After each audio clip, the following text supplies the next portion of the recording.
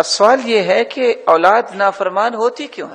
دیکھیں، اسلام کی یہی خوبصورتی ہے کہ اسلام جہاں مسلمانوں کو خوبصورت تعلیمات سے نوازتا، وہاں اس کے اسباب بھی پیش کرتا ہے تاکہ آئندہ سے ایسے پہلو اختیار نہ کیے جائیں۔ سب سے پہلا سبب یہ ہے، اولاد اس لیے جہالت برتتی ہے، نافرمان ہوتی ہے، جب ہم ان کو تعلیم نہیں دلواتے۔ جہالت، فالجہل داء قاتل والجاہل عدو لنفسہ، بے علمی، جہالت یہ تو بہت بڑی بیماری ہے اور قاتل ہے انسانیت کی، اور جاہل انسان اپنی جان کا بھی دشمن ہوتا ہے۔ جب انسان عواقب سے بے خبر ہوتا ہے کہ کل کو کیا ہونے والا ہے، تو پھر نافرمانی کرنا تو اس کے لیے بڑا آسان ہو جاتا ہے۔ تو سب سے پہلی کمی اور کوتاہی جو ہوتی ہے والدین کی نافرمان بننے کی، کہ ہم نے ان کو مناسب تعلیم نہیں دی اور ان کو علم سے بہرہور نہیں کیا،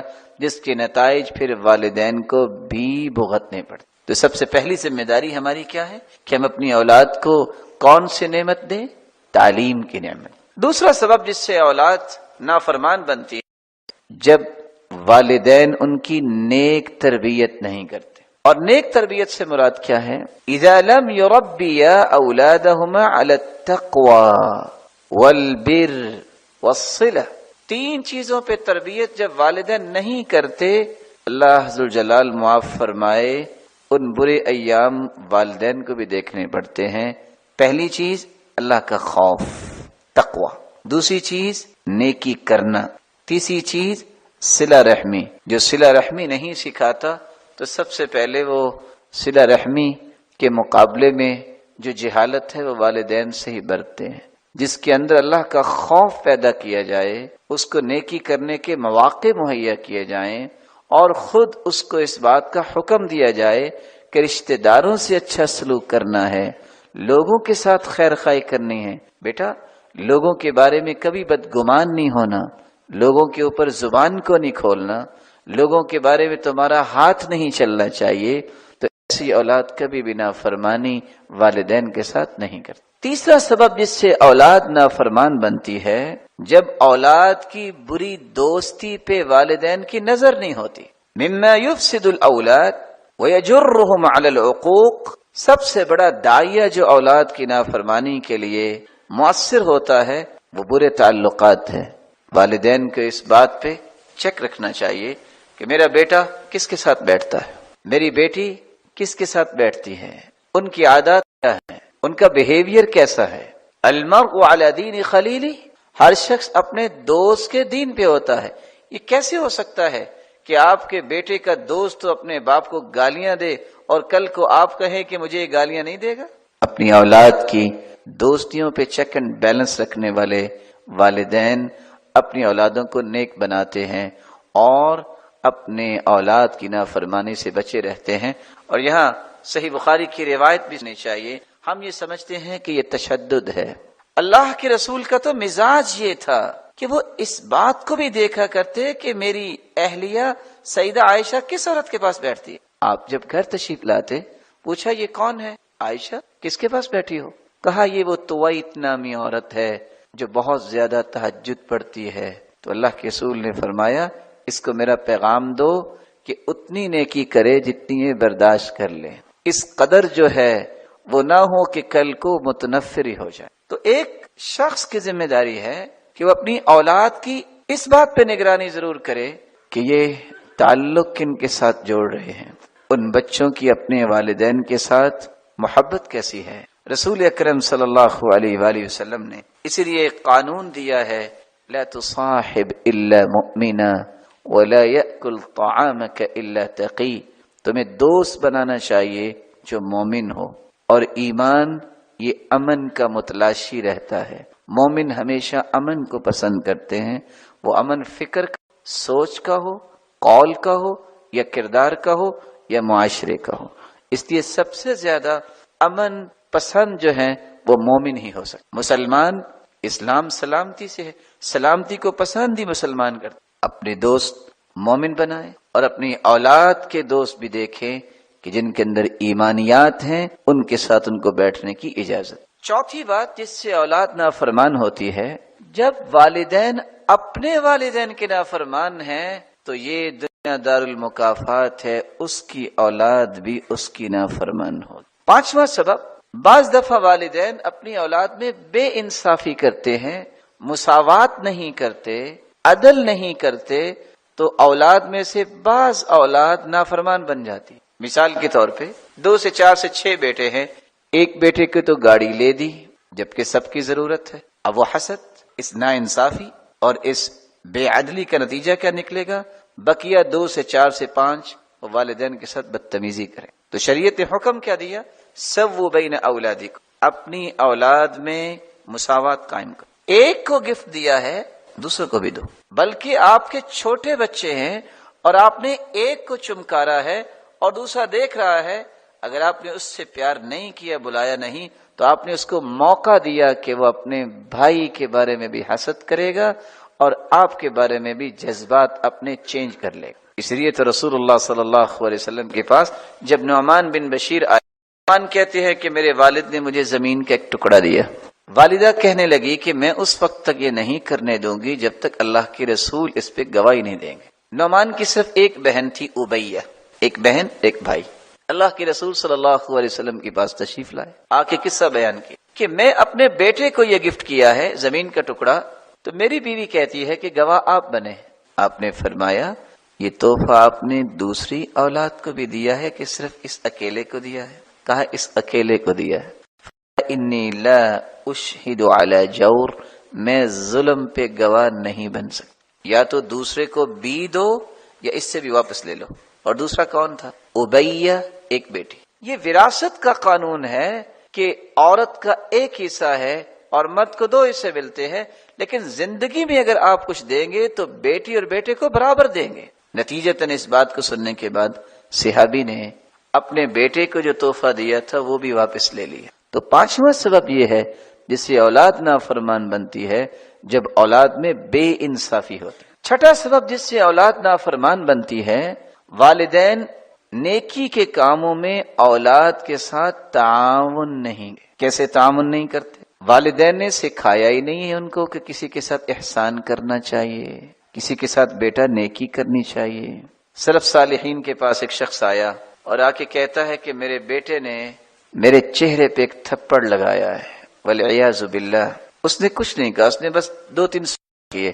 کہا بتاؤ هل علمته القرآن، تم نے قرآن اس کو سکھایا تھا؟ قال لا، نہیں۔ قال هل علمته السنہ، آپ نے اسے حدیث سکھائی تھی؟ قال لا، نہیں۔ قال هل علمته اخلاق الصالحین، کیا نیک لوگوں کی باتیں اس کو سنائی یا سمجھائی تھی کبھی؟ قال لا۔ قال حسبك ثور فضربك، تو ٹھیک ہے، ظاہر ہے اس بیل نے یہی کچھ ہی کرنا تھا، اس جانور نے یہی کچھ ہی کرنا۔ ذمہ داری ہے والدین کی کہ وہ نیکی کے کام میں اپنی اولاد کا تعاون کریں۔ تعاون کیسے ہوگا؟ کہ جہاں اس کو قرآن اور حدیث سکھائے وہاں نیک ہستیوں کی باتیں سمجھائیں اور پڑھائیں، اور ان نیک لوگوں کی مجالس میں انہیں لے جائیں، ان کے ہاتھ سے صدقہ کروائیں، ان کو کہیں کہ یہ فلان کے ساتھ نیکی کرو۔ احسان کا یہ فائدہ ہوتا ہے، جب تک آپ سکھائیں گے نہیں، جب تک تعاون نہیں کریں گے، ان کو کھڑا نہیں کریں گے، کل کو وہ کبھی بھی نافرمانی سے باز نہیں۔ ساتواں سبب جس سے والدین کے ساتھ اولاد نافرمانی کرتی ہے، جب والدین کی تربیت نہیں ہوتی۔ والدین کی تربیت نہیں ہوتی، وہ کیسے؟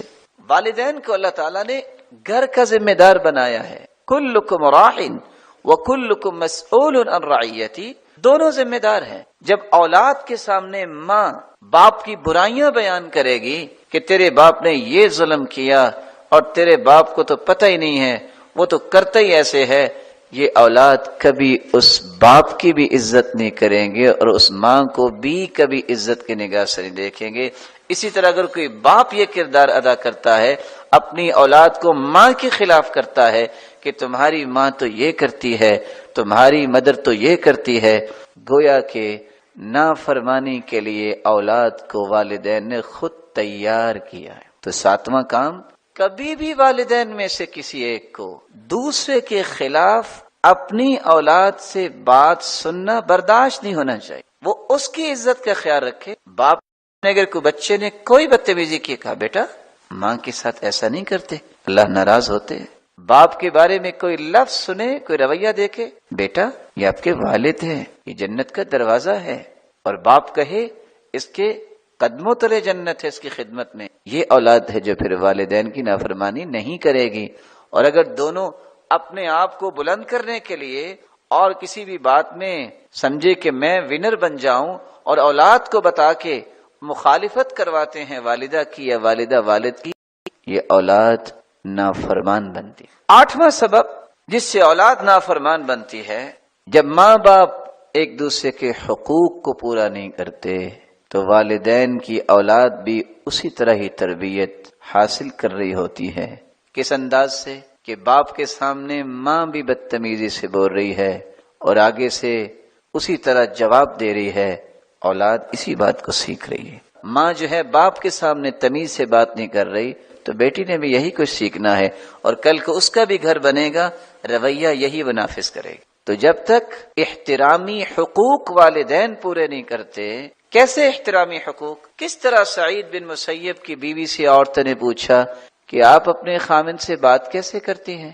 تو انہوں نے جواب کیا دیا تھا کہ میں تکلمون امراءکم، جس طرح تم گورنروں سے بات کرتے ہو نا، اس طرح ہم اپنے خامدوں سے بات کرتے۔ اولاد کیسے نافرمان ہوگی؟ جب ماں کی تربیت ایسے ہوگی۔ کس طرح سیدنا ابو بکر صدیق رضی اللہ تعالی عنہ کی بیوی کہتی تھی وقرۃ عینی، میری آنکھوں کی ٹھنڈک۔ یہ الفاظ اگر گھر میں سننے کو ملیں تو اولاد کیسے بدتمیز ہوگی؟ رسول اللہ صلی اللہ علیہ وآلہ وسلم نے اسی لیے والدین کو ذمہ دار قرار دیا ہے، اور ان کے بارے میں لفظ کیا بولے ہیں؟ فالرجل سید اہلی، مرد جو ہوتا ہے یہ سید زیادہ ہوتا ہے۔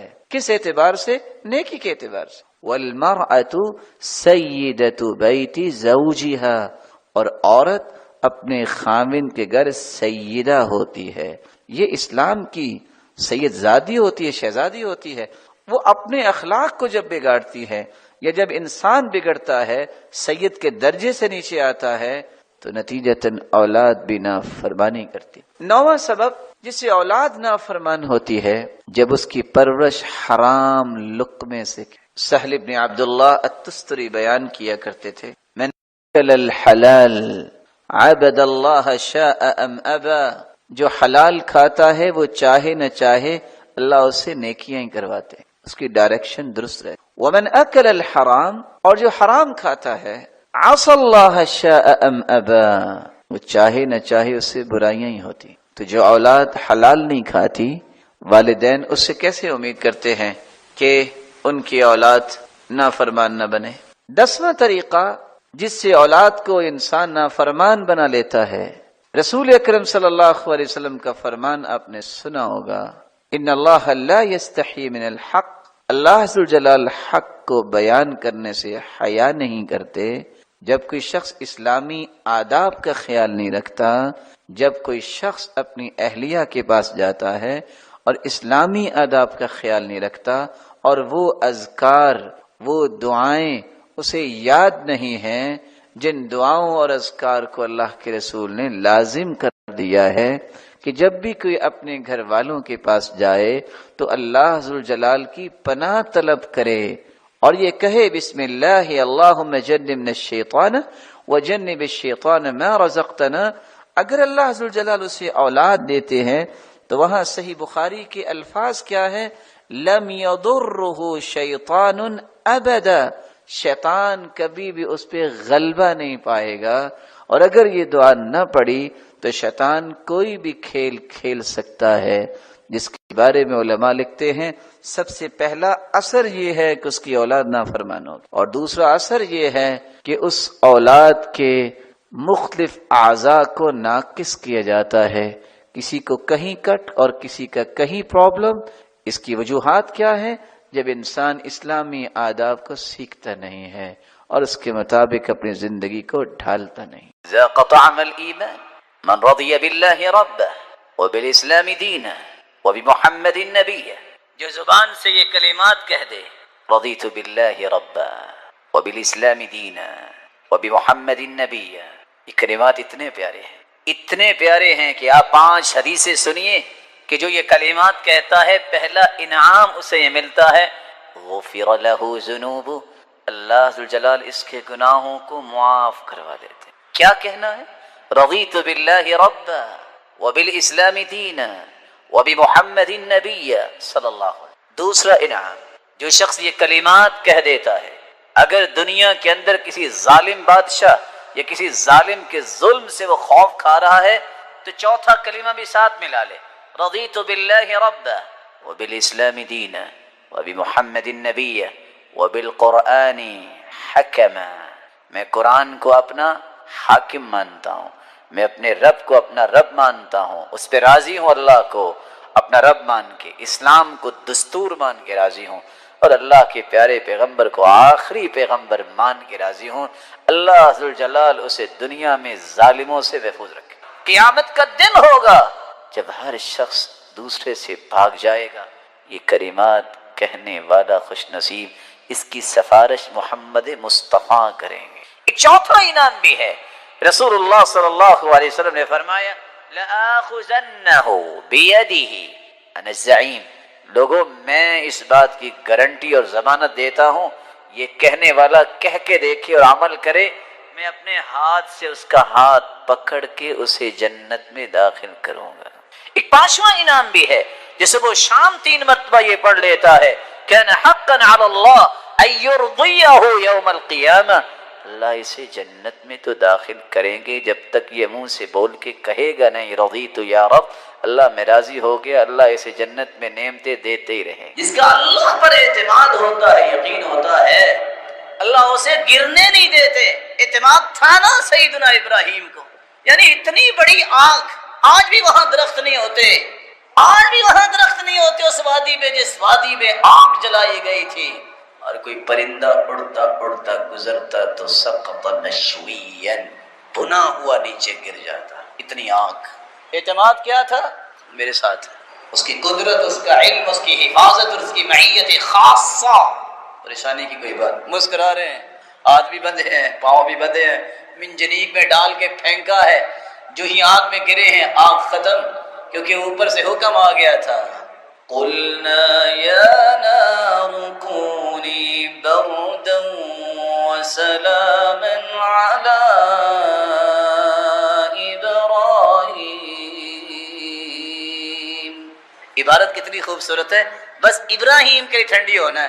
وہ جو رسیاں لگی تھیں ان کو بھی آگ لگی ہوئی تھی، پاؤں میں اور ہاتھ میں، ان کو آگ لگی، ابراہیم کو نہیں لگی علیہ الصلوۃ والسلام۔ جب رسیاں کھل گئی، ہاتھ بھی کھل گئے، باقی سب باغ بن گیا۔ اور باپ دیکھ رہا تھا ابراہیم علیہ الصلوۃ والسلام کو، کہتا نعم الرب ربک یا ابراہیم، وہ ابراہیم تیرا رب تو بہت بڑا نکلا، اس نے کچھ ہونے ہی نہیں دیا۔ کچھ ہوا؟ میں کئی مرتبہ سوچتا ہوں کہ سائنس کتنی کلا بازیاں لگا چکی ہے، لیکن عقل کس نے دی ہے؟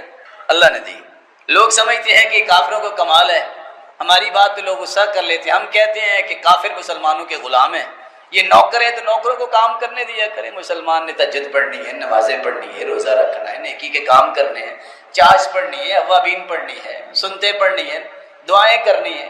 ان کا کام کیا ہے؟ بنائیں چیزیں مسلمانوں کو بھیجیں تاکہ ان کے لیے آسانیاں ہوں۔ تو نوکروں کی باتوں پہ خوش نہیں ہوا کرتے، ان سے کام لیا کرتے ہیں۔ ایک چھڑی جو سیدنا موسیٰ کے ہاتھ میں تھی، اللہ نے حکم دیا فاضرب بعصاک البحر، اچھا سمندر میں چھڑی مارو نا۔ یہ کون سی چھڑی ہے جس سے رستے ہی 12 بن گئے؟ یار میں کبھی سوچتا ہوں، آپ بھی سوچیں، ہم آخر انسان ہیں، کہ وہ چھڑی تو ماری سمندر میں، اتنا بڑا پانی، خشکی کیسے ہو گئی؟ ایک نہیں، رستے 12 بن گئے۔ کیسا ملٹیپل یہ ڈنڈا تھا کہ ایک مرتبہ مارا اور 12 رستے بن گئے۔ اور پھر اس کے اندر کیسے کیسے فنکشنز رکھے اللہ تعالیٰ نے۔ فرعونیوں نے شاید سمجھا کہ رستے ہم بھی یوز کر سکتے ہیں، لیکن یہ رستے بنے کن کے لیے تھے؟ اللہ پر ایمان رکھنے والوں۔ جو ہی وہ گزر گئے، فرعونی اپنے لاؤ لشکر لے کے آئے، اللہ نے حکم دیا کہ معاملہ تو حل ہو گیا ہے، پانی تم چلو پھر، تو پانی نے چلنا شروع کر دیا۔ تو فرعون اپنی پوری لاؤ لشکر سمیت، اپنی ملت سمیت جو ہے وہ پانی کے حصے میں آیا، سارے ڈوب کے مر گئے فرعون سمیت۔ لیکن اللہ نے کہا اليوم فاليوم ننجيك ببدنك لتكون لمن خلفك آية، فرعون تجھے میں نشان عبرت بناؤں گا۔ پانی کا حکم دیا، اس نے اچھال کے پھینکا، اور آج بھی لوگ دیکھ رہے ہیں کہ یہ پڑا ہوا ہے۔ جو کہتا تھا انا ربکم الاعلی، میں ہوں بڑا رب۔ اعتماد اللہ پہ کیا، بندہ دوڑ کے آیا کہ تمہیں قتل کر دیں گے، موسیٰ دوڑ جاؤ، کہتے ان معی ربی سیہدی، یہ ہے ایمان۔ اور نہیں میرا رب میرے ساتھ ہے، وہ مجھے سیدھے راستے پہ رکھے گا، حفاظت کرے گا۔ کاش یہ بات سمجھ میں آئے۔ آج مخلص لوگوں کی زندگی، رب پہ اعتماد کرنے والوں کی زندگی اتنی پرسکون ہے، دنیا ادھر سے ادھر ہو جاتی ہے، ان کو کوئی پریشانی نہیں ہوتی۔ جن کا اعتماد نہیں ہے وہ اخبار صبح اٹھ کے پڑھتے ہیں، وضو کیا نہیں ہوتا، منہ دھویا نہیں ہوتا، 3 روپے پیٹرول بڑھ گیا، مارے گئے، لو یہ مسلمان۔ وہ چینی بڑھ گئی ہے، یہ کون سی ایسی نعمت ہے کہ آپ نے پھکے ہی مارنے ہیں، اس کی تھوڑی سی کم کھا لو۔ اگر چینی بڑھ گئی ہے، کوئی چیز مہنگی ہو گئی ہے تو اللہ کے خزانے ختم ہو گئے، نعوذ باللہ من ذالک۔ دنیا کے اعتبار سے تم سوچتے تمہارا رب بھی غریب ہو گیا، یہ کیسا ایمان ہے؟ اس لیے قرآن نے منافقوں کی بات کی ہے، یحسبون کل صیحۃ علیہم۔ یہ منافقوں کا رویہ ہے کہ معمولی سی پریشانی ہو تو واویلا شروع کر دیتے ہیں، رونا پیٹنا شروع کر دیتے ہیں۔ آپ کسی 20 کروڑ کے مالک سے ہی پوچھیں گے نا کیا حال ہے، او بس جی رڑ گیا جی، کیا بتائیں جی، بس کیا بتائیں۔ اس کے مقابلے میں کسی دیندار سے پوچھیں کیا حال ہے، کہتے ہیں الحمدللہ۔ یہ ہے اعتماد رب پہ کہ وہ اللہ کسی کو ضائع نہیں کرتا۔ وہ میں نے پہلے بھی قصہ شیئر کیا تھا، ایک شخص آیا، انسان ہے نا، ہم بھی کمزور ہیں، وہ آ کے کہتا جی نقصان بڑا ہو گیا، دعا کر دیں۔ میں نے ویسے ہی پوچھنا چاہا کہ کیسے نقصان ہوا، کہتے جی 35 لاکھ روپے کا نقصان ہو گیا۔ اب یہ ایک بڑی اماؤنٹ ہے تو بندے کو پریشانی ہوتی ہے، تو دعا بھی کی یا اللہ اس کا نقصان پورا کر دے، تو اس کا بھلا فرما، اللہ تعالیٰ اس کے لیے آسانی فرما۔ میں نے ویسے ہی عذرائے تفنن پوچھ لیا کہ نقصان کیسے ہوا، کہتا جی پچھلے سال 1 کروڑ 85 لاکھ پروفٹ آیا تھا، اس سال صرف 1.5 کروڑ پروفٹ آیا۔ لا حول ولا قوت الا باللہ۔ میں سوچ رہا تھا کہ کوئی 35 لاکھ کا خسارہ ہو گیا ہے اس کا۔ جہاں ایمانی حالت یہ ہو، حدیث کہتی ہے جس کے پاس صبح اور شام کا کھانا ہے، اسے کوئی بیماری نہیں ہے اور اس بندے کو خوف نہیں ہے، سمجھ لے فَكَأَنَّمَا عِيزَتْ لَهُ الدُّنْيَا بِحَذَافِيرِهَا، اللہ نے دنیا کی ساری نعمتیں اس کی جھولی اور دامن میں جمع کر دی۔ ایسے لگتا ہے کہ آپ کے پاس 2-3 دن کا کھانا تو ہوگا نا، کیا بھائی؟ تو پھر رونے کی کون سی بات ہے؟ میرا رب ضائع نہیں کرے گا، اس کے وعدے ہیں۔ اللہ ذوالجلال کی اتنی نعمتیں ہیں کہ انسان اگر شمار کرنا چاہے تو ممکن نہیں۔ نعمتوں میں جو سب سے بڑی نعمت آج کل کے دور میں ہمیں سمجھ آتی ہے وہ اسلام کی نعمت ہے۔ یہ وہی نعمت ہے جس کی تکمیل اللہ تعالیٰ نے رسول اللہ صلی اللہ علیہ وسلم پر کی۔ رسول اکرم صلی اللہ علیہ وسلم کا فرمان ہے من لم یشکر الناس لم یشکر اللہ، جو لوگوں کا شکریہ ادا نہیں کرتا وہ اللہ کا شکر گزار بندہ بھی نہیں بن سکتا۔ ومن لم یشکر القلیل لم یشکر الکثیر، جس کو تھوڑی چیز پہ شکر کی توفیق نہیں ملتی، اس کو بہت ساری چیزیں بھی مل جائیں تو پھر بھی وہ اللہ کا شکر نہیں کرے گا۔ التحدث بنعمت اللہ شکر، اللہ کی نعمتوں کو بیان کرنا، ان کا اظہار کرنا، یہ شکر ہے۔ وَتَرْكُهَا كُفْرٌ، اور نعمتیں موجود ہوں ان کا اظہار نہ کیا جائے، ان کا بیان نہ کیا جائے، یہ ناشکری ہے۔ الجماعت رحمہ، اتحاد، اتفاق، جماعت یہ رحمت ہے۔ والفرقۃ عذاب، اور افتراق یہ اللہ کے عذاب کی نشانی ہے۔ اور عبداللہ بن مسعود رضی اللہ تعالی عنہ فرماتے ہیں الجماعت ما وافق الحق وان كنت وحدك، جماعت اس کو کہتے ہیں جو حق کے موافق ہو قرآن اور حدیث یہ حق ہے، جو اس کے موافق ہو اس کو جماعت کہتے ہیں۔ وَإِن كُنْتَ وَحْدَكَ، آپ اکیلے ہی کیوں نہ ہوں، آپ اکیلے ہی جماعت ہے۔ اور جہاں اللہ کے رسول صلی اللہ علیہ وسلم نے یہ فرمایا کہ 73 فرقے ہوں گے میری امت کے، 72 جہنم میں جائیں گے اور ایک جنت میں جائے گا، صحابہ نے سوال کیا من ہم یا رسول اللہ، اللہ کے رسول وہ کون ہوں گے؟ آپ نے ان کا نام نہیں بتایا، ان کا کام بتایا ہے، فرمایا ہم الجماعہ، وہ جماعت ہوگی۔ جامع ترمذی کی روایت کے الفاظ ہیں، وہ جماعت کون سی ہوگی؟ نام پھر بتایا نہیں ہے، کام بتایا ہے، ما انا علیہ و اصحابی۔ اس جماعت کا مشن یہ ہوگا، آج جس دین کو میں لے کے چلا ہوں، جس دین کو میرے صحابہ نے اختیار کیا ہے، یہی مشن اس جماعت کا ہوگا۔ گویا قرآن و سنت یہ وہ مشن ہے جو اللہ کے رسول کا مشن ہے، اللہ کے رسول کے صحابہ کا مشن ہے، اور رہتی دنیا تک اگر کوئی کامیاب ہونا چاہتا ہے تو اس کا یہ مشن ہوگا کہ میرے رب نے کیا فرمایا اور میرے رب کے محبوب نے کیا فرمایا۔ میں آپ سے صرف 4 گزارشیں کروں گا اور 3 باتوں کی طرف اشارہ کروں گا، اس سے پہلے کہ میں یہ 7 چیزیں گنتی کے 5 منٹ میں آپ کو بیان کروں۔ یہ بتائیے آپ میں سے کون میرا بھائی، مہمانان گرامی بھی تشریف لائے ہیں اور عزیز بیٹے بھی بیٹھے ہیں، کون ہے جو چاہتا ہے کہ زندگی کے آخری رمق تک میں اللہ ذوالجلال کے دین پہ قائم رہوں اور شیطان کے وسوسوں سے میں صراط مستقیم سے دور نہ ہو جاؤں؟ کون یہ خواہش رکھتا ہے؟ اللہ یہ خواہش سب کی پوری فرمائے۔ 4 کام کر لیجئے، 4 کام کر لیجئے۔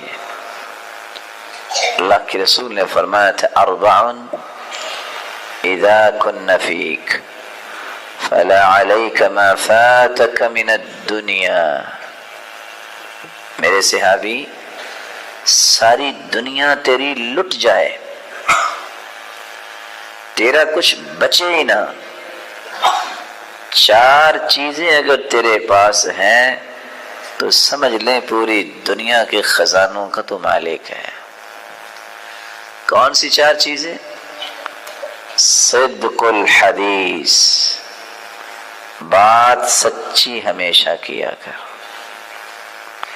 حفظ امانہ، امانت کی حفاظت کرنا، عفت مطعم، پوری زندگی کھانا حلال کھانا، حسن خلیقہ، اپنا اخلاق اچھا بنانا۔ 4 چیزیں اگر والدین اپنے بچوں میں پیدا کر لیں، استاد اپنے شاگردوں میں پیدا کر لیں، تو یہ استاد، یہ والد دنیا کا سب سے بڑا محسن ہے۔ اس کا بیٹا، اس کا شاگرد جو مرضی ہو جائے جھوٹ نہ بولے۔ صدق الحدیث، اللہ کے رسول کو یہی ایک انعام ملا تھا، 40 سال رہے، دشمن ہونے کے باوجود کہتے تھے محمد نے کبھی جھوٹ نہیں بولا صلی اللہ علیہ وسلم۔ 4 کام، بات سچی کرو۔ دوسرا کام، امانت کی حفاظت۔ سب سے پہلی امانت فرائض۔ جو بندہ سنتیں چھوڑتا ہے، جو نوافل نہیں پڑھتا، نماز چھوڑتا ہے، وہ ویسے تو نماز چھوڑتا ہے لیکن سب سے بڑا خائن ہے، وہ سب سے بڑی امانت فرائض ہیں اللہ تعالیٰ کے۔ اگر والدین گھر میں بچہ پڑھ کے گیا ہے یا جہاں پڑھ رہا ہے استاد کو بھی خیال نہیں ہے کہ وہ نماز نہیں پڑھتا اور باپ کو بھی خیال نہیں ہے نہیں پڑھتا، تو اس نے اپنی ذمہ داری میں بھی خیانت کی ہے۔ نماز ایک ایسی نعمت ہے جب تک انسان پڑھتا رہتا ہے پابندی سے، دنیا جہان کی وبائیں اور بلائیں اللہ اسے ٹالتے رہتے ہیں۔ امانت میں سب سے بڑی فرائض، دوسری امانت ذمہ داری، عہدہ، منصب، تیسری امانت مال کی امانت، زندگی بھر امانت کی حفاظت۔ اس شخص نے کہا ہے کہ یہ چیز اس کو دو، اس کو ہی دو۔ میں کھڑا ہوا ہوں، میری جوتی نہیں ہے، میں کسی کی جوتی نہیں پہنوں گا۔ کیوں نہیں پہنوں گا؟ میری نہیں ہے۔ کسی نے بات بتائی ہے، میں نہیں بتاؤں گا، کیوں؟ امانت ہے۔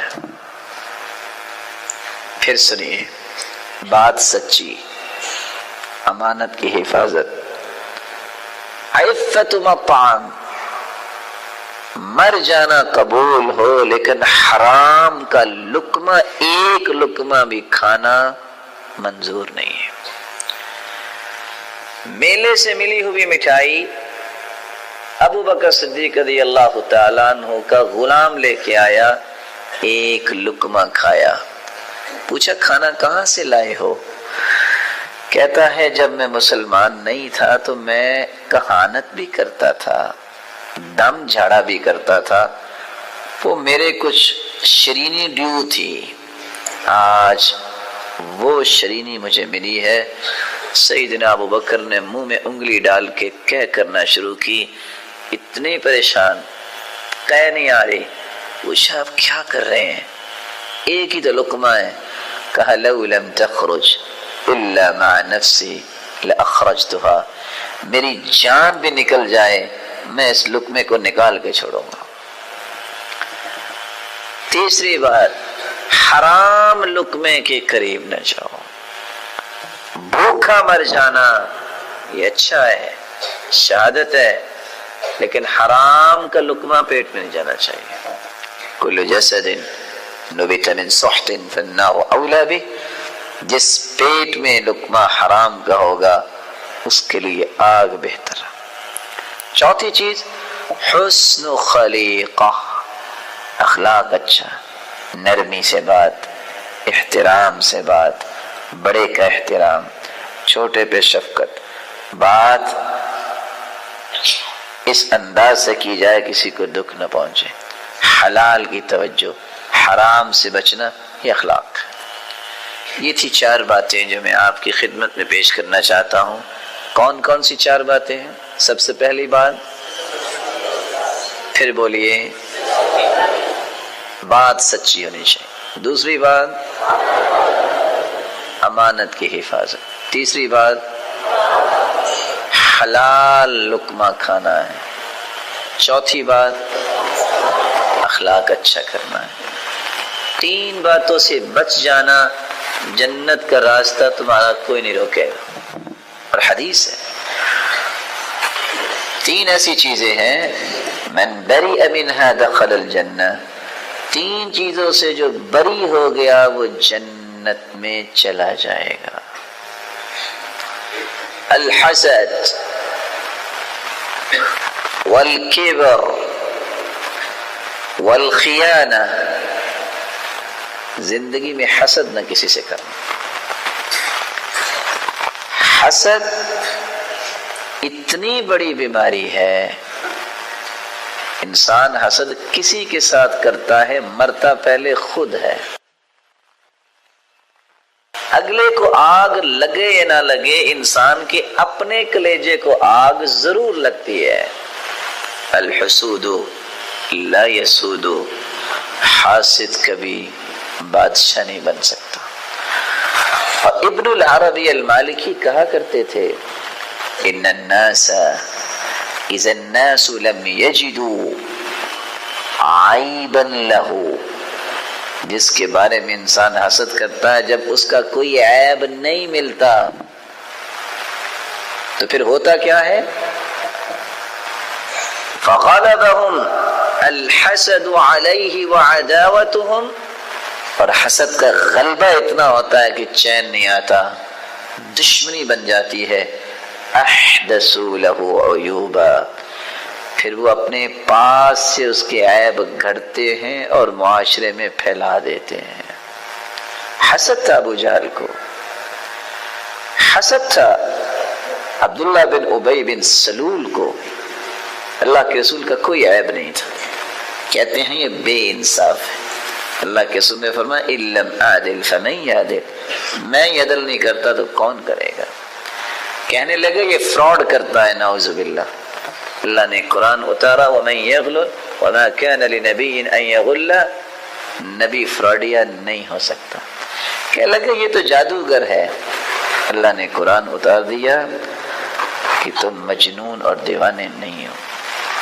کہنے لگے کہ یہ تو اساطیر الاول، پہلی کہانیاں ہی ہمیں سنا رہا ہے، اللہ نے اس کا بھی رد کر دیا۔ اور ایسے گماشتے بھی تھے جنہوں نے یہ کہا کہ اس کا تو نسب نامہ ہی پاک نہیں ہے، یہ تو حرام کی اولاد ہے۔ حسد اتنا بڑا گناہ ہے، اس گناہ کے نتیجے میں انسان دنیا کا ہر گناہ ہی کر لیتا ہے، اس لیے زندگی بھر کسی سے حسد نہ کرے۔ دوسرا الکبر، تکبر نہ کریں۔ تکبر یہ حقیر ہے، میں اعلیٰ ہوں، یہ تکبر ہے۔ مسلمان سب برابر ہیں الا بالتقوی، تقوی ہی بلند انسان کو کرتا ہے، اور وہ بھی اللہ جانتا ہے کہ تقوی کس میں ہے۔ مجھے نہیں علم، آپ کو نہیں علم، کیونکہ دل کو میں نہیں جانتا، دل کو آپ نہیں جانتے، دل کو اللہ جانتا۔ تکبر سے بچو۔ بطر الحق وغمط الناس، حق آ جانے کے بعد ٹھکرا دینا یہ تکبر ہے۔ قرآن کی بات ٹھکرا دینا، حدیث کی بات ٹھکرا دینا یہ تکبر ہے۔ لوگوں کو اپنے سے نیچا سمجھنا یہ تکبر ہے۔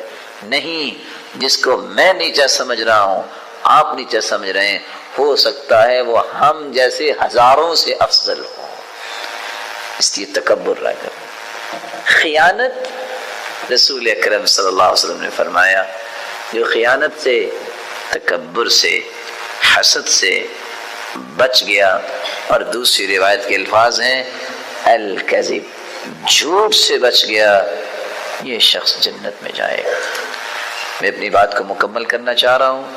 شاہ ولی اللہ کی بات سن لیں، وہ کہتے تھے ساری زندگی کو ٹکریں مارتا رہے، 3 پردے جب تک چاک نہیں کرتا، 3 بیریل جب تک توڑتا نہیں ہے، 3 رکاوٹیں جب تک دور نہیں کرتا، بندہ اللہ کے قریب ہو ہی نہیں سکتا۔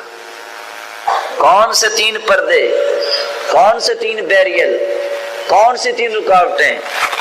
حجاب طبع، حجاب رسم، حجاب سوء فہم۔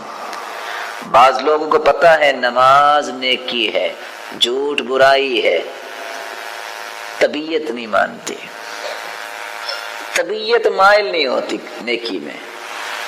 یہ وہ خبث ہے، یہ وہ خباثت ہے اس انسان کے اندر، اس کی طبیعت مانے کیسا؟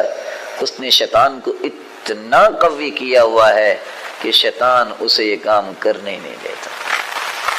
طبیعت کی چادر، یہ پردہ، یہ بوجھ جو ہے دل کے اندر، یہ انسان کو نیکی نہیں کرنے دیتا۔ کیسے کروں، میں نہیں کر سکتا، کیوں؟ دل جکڑا ہوا ہے۔ اگر کسی کا دل کھل جائے، حجاب رسم، معاشرے کی رکاوٹ، معاشرہ تو داڑھی والے کو دہشت گرد کہتا ہے، میں نہیں رکھ سکتا۔ معاشرے میں تو یہ کام آج کل ان ہے، میں یہ نہیں کر سکتا۔ اس نے رب کی نہیں مانی، اس نے رسول کی نہیں مانی، وہ معاشرے کو رب سمجھ بیٹھتا ہے، اور معاشرے سے اتنا خوف اتنا رب سے بھی خوف نہیں کرتا۔ یہ پوری زندگی ٹکریں مارتا رہے، رسم و رواج کے پیچھے چلنے والا، یہ بندہ بھی اللہ کے قریب نہیں ہو سکتا۔ اس کو کہتے ہیں جاہلیت۔ ایک ہوتی ہے جہالت، ان پڑھ ہونا، جاہل ہونا، بے علم ہونا۔ ایک ہے جاہلیت، وہ رویے، وہ گندی عادات جو پرانی آ رہی ہیں باپ دادا سے، خاندانوں میں چھوٹتی نہیں۔ صحابی بن گئے ابو ذر رضی اللہ تعالیٰ عنہ، بیٹھے بیٹھے کیا کہتے ہیں؟ یا ابن السودا، اور کالی ماں کے بیٹے۔ گالی نہیں ہے، سیدنا بلال کو کہا، اللہ کے رسول کو